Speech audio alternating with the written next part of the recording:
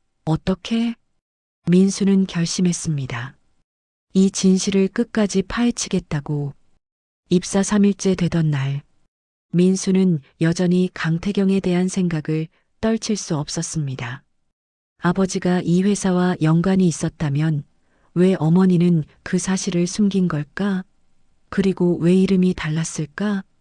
복도를 걷던 민수는 누군가가 자신을 부르는 걸 들었습니다. 강민수 씨 맞죠? 돌아보는 순간 그는 숨이 멎은 듯 멈춰 섰습니다. 자신의 얼굴과 똑같은 얼굴이 서 있었습니다.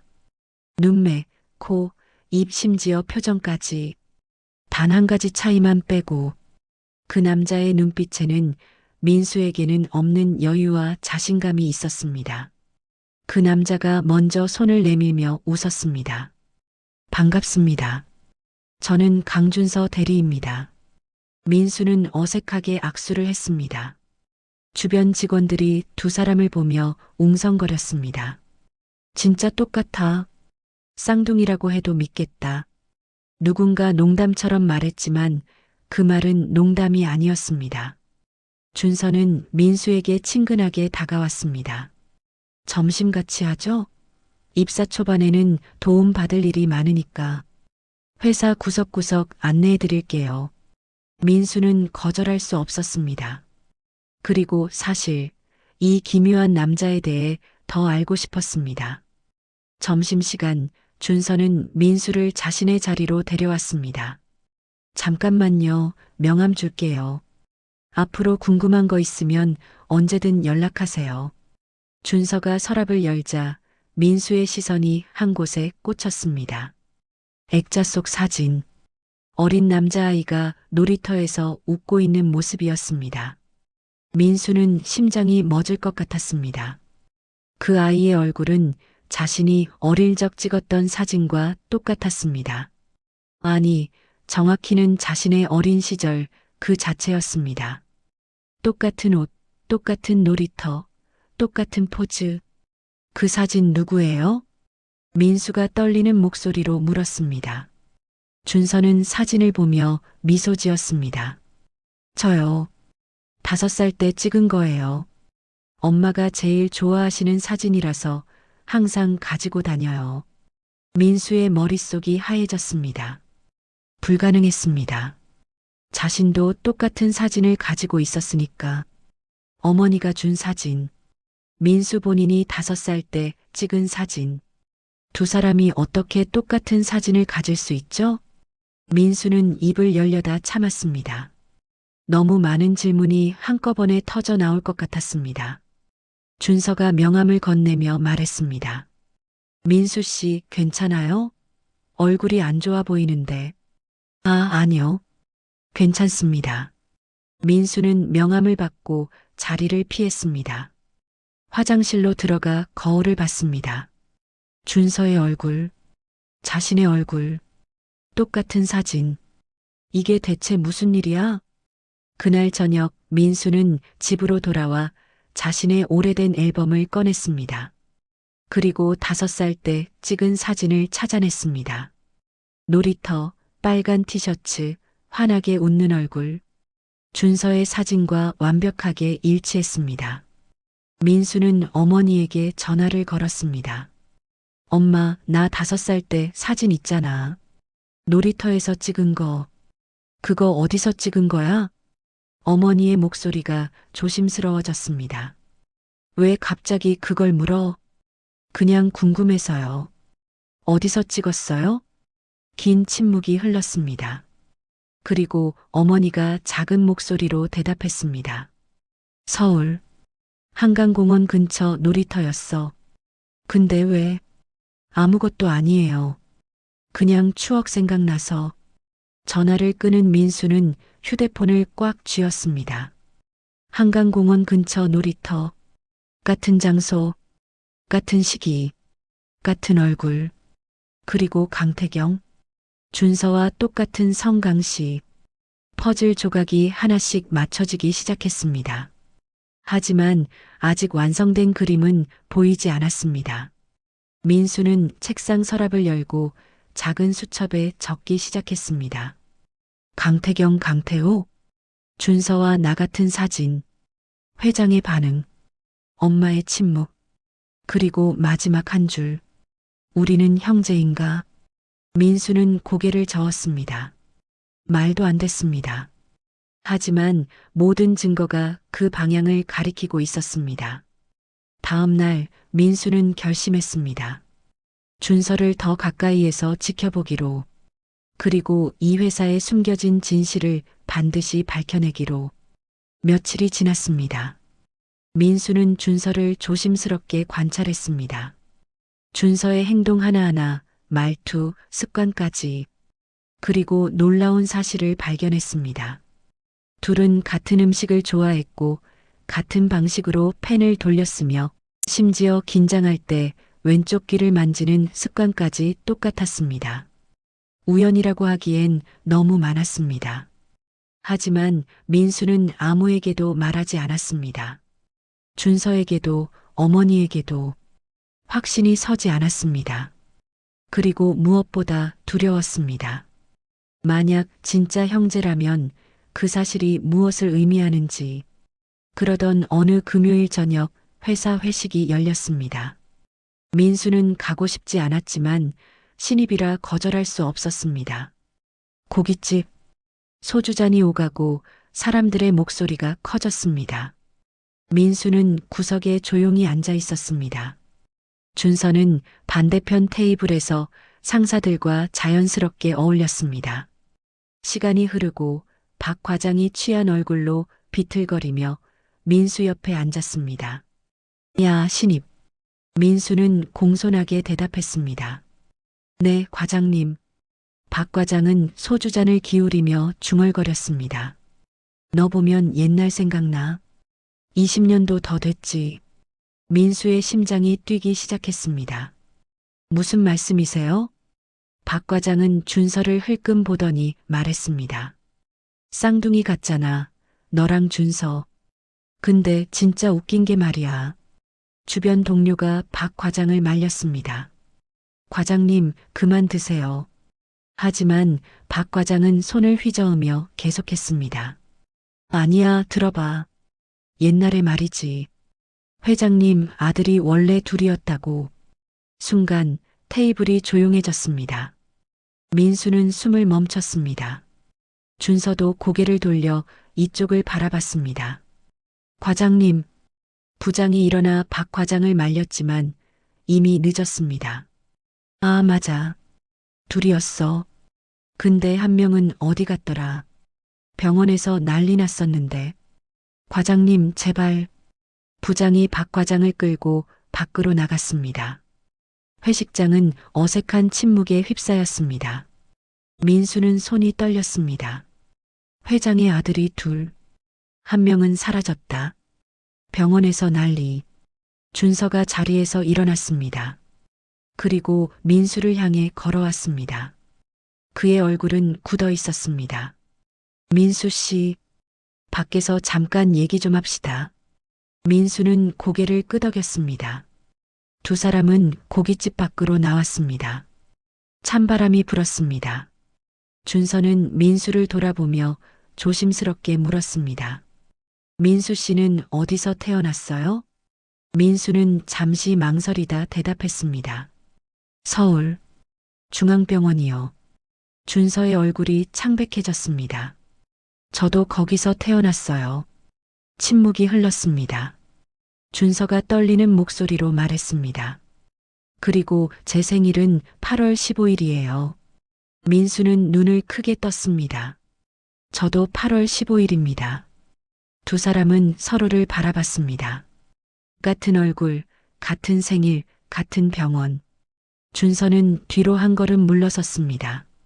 이게 대체 무슨 일이죠? 민수도 대답할 수 없었습니다. 하지만 이제 확신이 들었습니다. 우연이 아니었습니다. 준서는 주먹을 쥐었습니다. 그리고 차갑게 말했습니다. 내일 우리 할머니한테 물어볼 겁니다. 직접. 민수는 고개를 저었습니다. 아직은 때가 아닌 것 같습니다. 먼저 확인해야 할 게 있어요. 뭘 확인한다는 거예요? 민수는 대답하지 않았습니다. 그저 준서를 바라볼 뿐이었습니다. 준서는 답답한 듯 한숨을 쉬었습니다. 당신 뭔가 숨기고 있죠? 이미 알고 있는 거 아니에요? 민수는 침묵했습니다.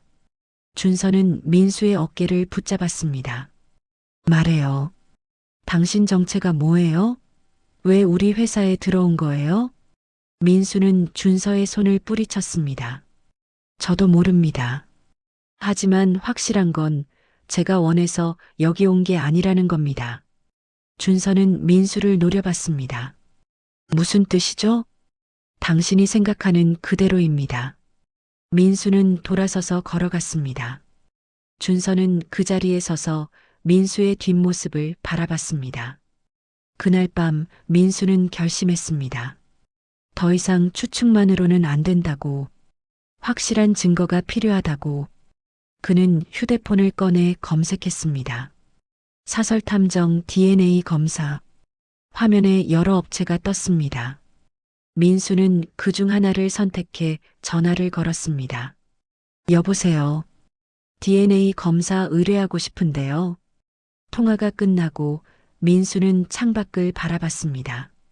내일이면 모든 게 명확해질 것입니다.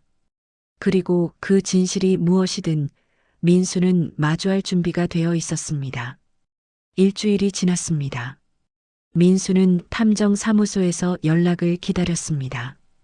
지난주 회사 건강검진 때 몰래 준서의 샘플을 채취했고 자신의 것과 함께 보냈습니다. 이제 결과만 남았습니다. 그 일주일 동안 준서와 민수는 서로를 피했습니다. 복도에서 마주쳐도 눈인사만 할 뿐 대화하지 않았습니다. 준서는 민수를 의심하는 눈빛으로 바라봤고 민수는 그 시선을 피했습니다. 그러던 어느 토요일 아침 민수의 휴대폰이 울렸습니다. 탐정 사무소였습니다. 강민수 씨, 의뢰하신 DNA 검사 결과 나왔습니다. 직접 받으러 오시겠습니까? 민수는 숨을 깊이 들이마셨습니다. 지금 바로 가겠습니다. 1시간 뒤 민수는 탐정 사무소 앞에 섰습니다. 작고 낡은 건물이었습니다. 민수는 계단을 올라 문을 두드렸습니다. 중년의 탐정이 문을 열었습니다. 강민수 씨 맞으시죠? 들어오세요. 민수는 들어가 의자에 앉았습니다. 탐정은 책상 위에 봉투를 꺼내 민수에게 건넸습니다. 여기 결과 있습니다. 그리고 추가로 의뢰하신 출생 기록도 함께 조사했습니다. 민수는 떨리는 손으로 봉투를 받았습니다. 그리고 천천히 열었습니다. 첫 번째 서류, DNA 일치율 99.998%, 관계 일란성 쌍둥이. 민수의 손에서 종이가 떨어질 뻔했습니다. 머릿속이 하얘졌습니다. 거짓말이 아니었습니다. 준서와 자신은 일란성 쌍둥이였습니다. 탐정이 조심스럽게 말했습니다. 그리고 이건 출생 기록입니다. 민수는 두 번째 서류를 펼쳤습니다. 출생일 8월 15일, 출생 장소 서울중앙병원, 쌍둥이 남아 출생, 첫째 강민수, 둘째 강준서, 부 강태경, 모 이소희. 민수는 숨이 막혔습니다. 아버지 이름, 강태경. 어머니가 말한 강태호가 아니라 강태경. 회사 자료실에서 발견한 바로 그 이름. 탐정이 덧붙였습니다. 그런데 이상한 점이 있습니다. 출생 이틀 후 둘째 강준서의 보호자가 바뀌었더군요. 이소희에서 최은경으로. 민수는 고개를 들었습니다. 최은경이요? 네. 현 대한그룹 회장 부인입니다. 법적으로 입양 절차를 밟은 건 아니고 보호자 변경만 이뤄졌더군요. 매우 이례적인 케이스입니다. 민수의 머릿속이 빠르게 돌아갔습니다. 쌍둥이로 태어났다. 하지만 이틀 후 준서는 최은경에게 넘어갔다. 그리고 자신은 어머니와 함께 남았다. 왜? 무슨 일이 있었던 걸까? 탐정이 마지막 서류를 건넸습니다. 그리고 이건 강태경 씨의 사망 기록입니다. 출생 6개월 후 교통사고로 사망 처리되어 있습니다. 민수는 종이를 받아들었습니다. 아버지는 자신이 태어난 지 6개월 만에 죽었습니다. 사고였다고 했습니다. 하지만 진짜 사고였을까? 민수는 탐정에게 물었습니다. 혹시 사고 경위는 조사할 수 있나요? 탐정은 고개를 저었습니다. 25년 전 사건이라 자세한 기록은 없습니다. 다만 당시 신문 기사를 찾아봤는데 과로로 인한 졸음운전이라고 나와 있더군요. 민수는 고개를 끄덕였습니다. 과로? 무엇 때문에 과로했을까? 탐정이 조심스럽게 물었습니다. 더 조사하실 게 있으신가요? 민수는 잠시 생각하다 고개를 저었습니다. 아니요. 이 정도면 충분합니다. 감사합니다. 민수는 돈을 지불하고 탐정 사무소를 나왔습니다. 손에는 봉투가 쥐어져 있었습니다. 25년 동안 숨겨진 진실이 담긴 봉투. 민수는 벤치에 앉아 하늘을 바라봤습니다. 이제 확실했습니다. 자신과 준서는 형제였습니다. 쌍둥이였습니다. 그리고 누군가 의도적으로 둘을 떼어 놓았습니다. 최은경, 황재윤의 부인. 그 여자가 준서를 데려갔습니다. 민수는 주먹을 쥐었습니다. 분노가 치밀었습니다. 어머니는 왜 혼자 자신을 키워야 했을까? 아버지는 왜 죽었을까? 그리고 준서는 왜 빼앗긴 걸까? 민수는 결심했습니다. 어머니를 만나야 한다고. 그리고 진실을 들어야 한다고. 하지만 그 전에 한 가지 더 확인해야 할 게 있었습니다. 민수는 휴대폰을 꺼내 메시지를 작성했습니다. 수신인은 황재윤 회장 비서실이었습니다. 강민수입니다. 회장님과 개인적으로 만나고 싶습니다. 급한 일입니다. 전송 버튼을 눌렀습니다. 그리고 민수는 벤치에 앉아 답장을 기다렸습니다. 25년 만에 마주할 진실을 앞두고 그날 저녁 민수의 휴대폰이 울렸습니다. 황재윤 회장 비서실에서 온 답장이었습니다. 내일 오전 10시 회장님 댁으로 방문 부탁드립니다. 주소는 다음과 같습니다. 민수는 메시지를 읽고 한숨을 쉬었습니다. 내일이면 모든 게 명확해질 것입니다. 하지만 그 전에 어머니를 만나야 했습니다. 민수는 병원으로 향했습니다. 어머니는 침대에 누워 TV를 보고 있었습니다. 민수를 보자 미소 지었습니다. 왜 이 시간에? 민수는 어머니 옆에 앉았습니다. 그리고 가방에서 DNA 검사지를 꺼냈습니다. 엄마, 이게 뭔지 알아요?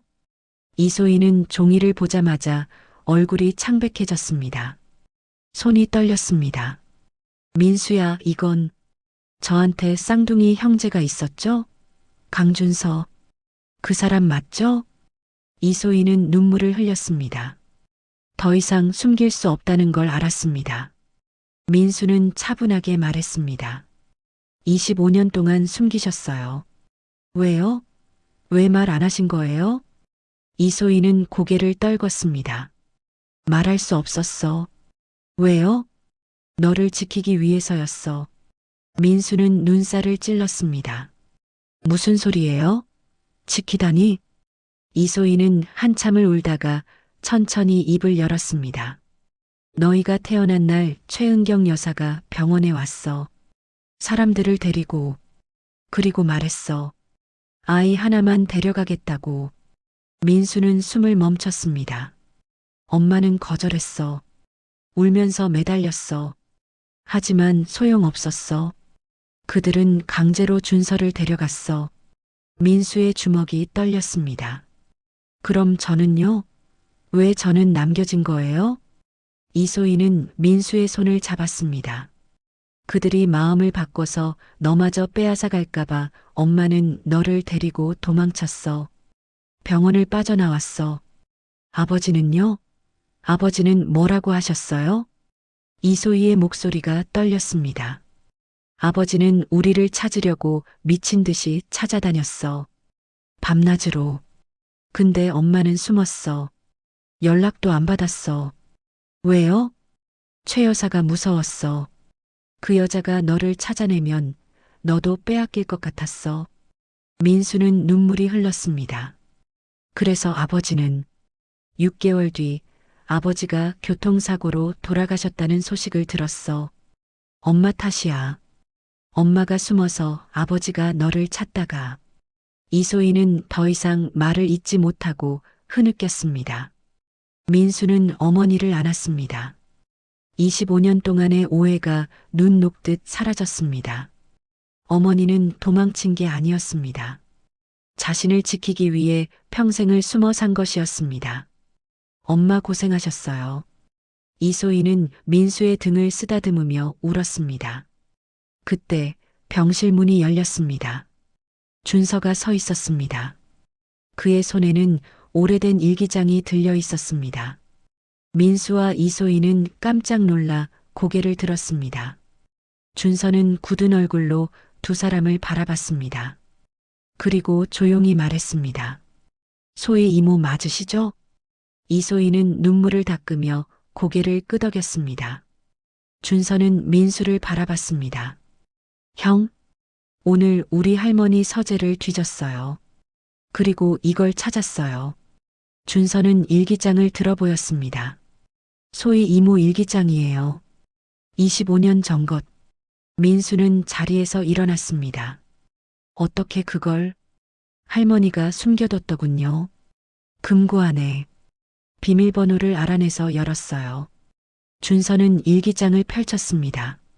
누렇게 바랜 종이, 떨리는 글씨들. 여기 다 적혀 있어요. 할머니가 어떻게 이모를 쫓아냈는지, 어떻게 저를 빼앗아 갔는지. 준서의 목소리는 차가웠습니다. 그리고 아버지 강태경 아저씨가 어떻게 돌아가셨는지도. 민수는 일기장을 받아들었습니다. 첫 페이지를 펼쳤습니다. 오늘 쌍둥이를 낳았다. 민수와 준서. 둘 다 건강하다. 하지만 불안하다. 최 여사의 눈빛이 무섭다. 민수는 다음 페이지를 넘겼습니다. 최 여사가 사람들을 데리고 왔다. 준서를 데려가겠다고 했다. 나는 울며 매달렸다. 하지만 그들은 내 품에서 아이를 빼앗아 갔다. 준서야, 미안해. 병원을 도망쳤다. 민수를 안고 택시를 탔다. 태경이한테 연락하지 않았다. 최 여사가 무섭다. 태경이가 나를 찾고 있다는 소식을 들었다. 하지만 연락할 수 없다. 민수를 지켜야 한다. 6개월이 지났다. 태경이가 교통사고로 세상을 떠났다는 소식을 들었다. 과로 때문이라고 했다. 나를 찾다가 미안해 태경아. 미안해. 민수는 일기장을 덮었습니다. 눈물이 멈추지 않았습니다. 준서도 눈시울이 붉어졌습니다. 그는 이소희를 바라보며 말했습니다. 이모 고생 많으셨어요. 이소희는 준서를 보며 울었습니다. 준서야 미안해. 엄마가 너를 지켜주지 못했어. 준서는 고개를 저었습니다. 아니에요. 이모 잘못이 아니에요. 준서는 민수를 돌아봤습니다. 형, 우리 내일 할머니한테 가요. 같이. 민수는 고개를 끄덕였습니다. 그럴 생각이었어. 준서는 작게 웃었습니다. 하지만 그 웃음 속에는 분노가 섞여 있었습니다. 25년 만에 진실을 마주할 시간이네요. 다음 날 오전, 대한그룹 회장 저택. 높은 담장과 넓은 정원이 있는 거대한 저택이었습니다. 민수와 준서는 함께 정문 앞에 섰습니다. 준서가 초인종을 눌렀습니다. 잠시 후 집사가 나와 두 사람을 안내했습니다. 거실로 들어서자 황재윤 회장이 소파에 앉아 있었습니다. 그는 민수를 보자 천천히 일어났습니다. 그의 눈은 이미 붉게 충혈되어 있었습니다. 민수야. 황재윤의 목소리는 떨렸습니다. 민수는 차갑게 대답했습니다. 회장님, 할 말이 있어서 왔습니다. 황재윤은 고개를 끄덕였습니다. 앉아라. 둘 다. 민수와 준서는 소파에 앉았습니다. 황재윤은 맞은편에 앉았습니다. 잠시 침묵이 흘렀습니다. 민수가 먼저 입을 열었습니다. 25년 전 무슨 일이 있었는지 알고 싶습니다. 황재윤은 깊은 한숨을 쉬었습니다. 알고 있구나. 다. 일부만 압니다. 당신한테서 듣고 싶어요. 황재윤은 고개를 끄덕였습니다. 그리고 천천히 이야기를 시작했습니다. 태경이는 내 대학 친구였다. 둘도 없는 친구. 우리는 함께 이 회사에 입사했고 함께 성장했지. 민수는 조용히 들었습니다. 태경이는 소희를 사랑했어. 나도 소희를 좋아했지만 소희는 태경이를 선택했지. 나는 상처받았지만 축복해줬어. 황재윤의 목소리가 떨렸습니다. 그런데 어머니가 나한테 정략 결혼을 강요했어. 집안을 위해서라고. 나는 거부했어. 하지만 어머니는 포기하지 않았어. 그래서요? 어머니는 태경이를 협박했어. 내가 결혼하지 않으면 태경이를 회사에서 쫓아내겠다고. 그리고 소희도 가만두지 않겠다고. 민수의 주먹이 떨렸습니다. 나는 어쩔 수 없었어. 결혼했어. 그리고 태경이와 소희가 쌍둥이를 임신했다는 소식을 들었을 때 정말 기뻤어. 하지만 어머니는, 황재윤은 말을 잇지 못했습니다. 준서가 차갑게 말했습니다. 할머니가 저를 빼앗아 간 거죠? 황재윤은 고개를 끄덕였습니다. 어머니는 아이 하나만 데려오라고 명령했어. 대를 이을 손자가 필요하다면서. 나는 막으려 했어. 하지만 어머니는 이미 사람들을 보냈고 준서를 데려왔어. 그럼 아버지는요? 태경이는 미친 듯이 소희와 민수를 찾아다녔어. 밤낮으로. 회사 일도 팽개치고. 나도 함께 찾았어. 하지만 소희는 완전히 자취를 감췄어. 황재윤의 눈에서 눈물이 흘렀습니다. 6개월 뒤 태경이가 과로로 쓰러져서 교통사고를 당했어. 그 자리에서 죽었어. 민수는 눈물을 참았습니다. 황재윤은 계속 말했습니다. 그날 이후 나는 평생 민수를 찾았어. 사설탐정을 수십 명 고용했어. 전국을 뒤졌어. 하지만 소희는 이름도 바꾸고 흔적도 지웠어. 황재윤은 책상 서랍을 열었습니다. 그리고 두꺼운 파일 여러 개를 꺼냈습니다. 이게 25년 동안의 수색 기록이야. 민수는 파일을 받아들었습니다. 수백 장의 보고서, 사진, 메모들. 모두 민수를 찾기 위한 기록들이었습니다. 황재윤이 말했습니다. 작년까지도 찾고 있었어. 그러다 내가 면접에 왔을 때 내 이름을 봤어. 강민수. 그리고 이력서에 적힌 어머니 이름. 이소희. 민수는 파일을 내려놓았습니다. 그래서 일부러 저를 합격시킨 거예요? 황재윤은 고개를 저었습니다. 아니, 내 면접 점수는 최상위권이었어. 나는 단지 내가 내 아들일지도 모른다는 희망을 가졌을 뿐이야. 준서가 물었습니다. 그럼 왜 바로 말씀 안 하신 거예요? 확신이 없었어. 그리고 소희가 나를 피한 이유를 알았으니까. 어머니가 무서웠겠지. 내가 먼저 나서면 소희가 더 도망칠 것 같았어. 황재윤은 민수를 바라보며 말했습니다. 그래서 기다렸어. 내가 먼저 나한테 오기를. 진실을 알게 되기를. 민수는 황재윤을 바라봤습니다. 이 남자도 피해자였습니다. 친구를 잃었고 아들을 빼앗겼고 25년을 후회 속에서 살았습니다. 하지만 그래도 용서할 수는 없었습니다. 민수는 일어섰습니다. 회장님, 저는 아직 준비가 안 됐어요. 당신을 아버지라고 부를 준비가. 황재윤은 고개를 끄덕였습니다. 알아. 천천히 해. 나는 기다릴 수 있어. 민수는 준서를 바라봤습니다. 가자. 준서는 고개를 끄덕이고 일어섰습니다. 두 사람은 거실을 나섰습니다. 문 앞에서 민수는 잠시 멈춰섰습니다. 그리고 뒤돌아보지 않고 말했습니다. 한 가지만 물어볼게요. 최은경 여사는 어디 계세요? 황재윤이 대답했습니다. 지금 집에 없어. 하지만 곧 돌아올 거야. 민수는 고개를 끄덕였습니다. 그럼 다음에 다시 오겠습니다. 그분한테 직접 물어볼 게 있어서요. 그리고 민수는 문을 나섰습니다. 준서가 뒤따랐습니다. 저택을 나와 거리를 걷는 동안 둘은 아무 말도 하지 않았습니다. 한참을 걷다가 준서가 조심스럽게 물었습니다. 형, 이제 어떻게 할 거예요? 민수는 하늘을 바라봤습니다. 모르겠어.